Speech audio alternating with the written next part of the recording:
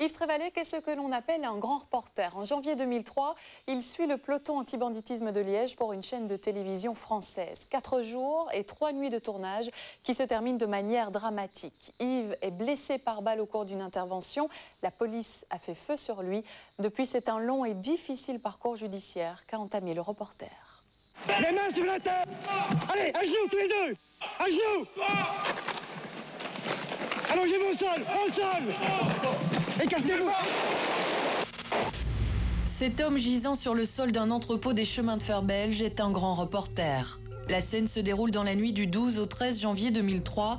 Il vient d'être touché 2 fois à la jambe droite. Ce sont 2 policiers qui ont fait feu dans sa direction.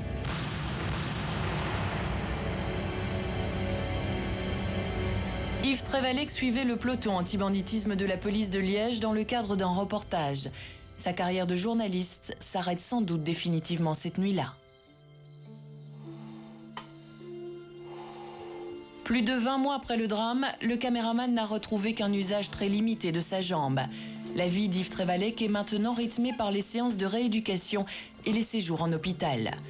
Il aura fallu près de 7h30 à l'équipe médicale pour sauver la jambe du grand reporter. Si vous vous rappelez bien, vous avez reçu 2 balles au niveau du membre inférieur droit. Et la balle supérieure a traversé le genou avec lésion ligamentaire des croisés. La 2e balle va provoquer l'éclatement des os inférieurs de la jambe. Bilan, fracture multifragmentaire. La jambe du reporter n'est plus qu'une bouillie de chair, d'os et de tissus arrachés lors de l'impact.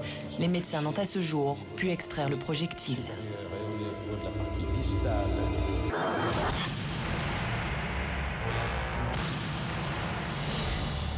À l'examen de cette séquence, une série de questions se posent. Comment les équipes arrivées en renfort pouvaient-elles ignorer la présence de journalistes? Ces derniers étaient pourtant accrédités en bonne et due forme par les responsables de la brigade, comme le prouve ce document.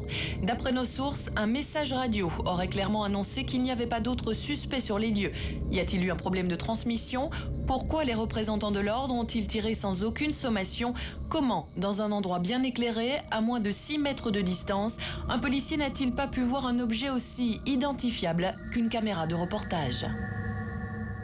Voilà pour ce droit de savoir sur la sécurité routière. Avant de vous quitter et de vous souhaiter de très bonnes vacances, et en attendant de vous retrouver à la fin du mois d'août, je voudrais évoquer l'affaire qui oppose notre confrère Yves Trévalec à la police de Liège en Belgique.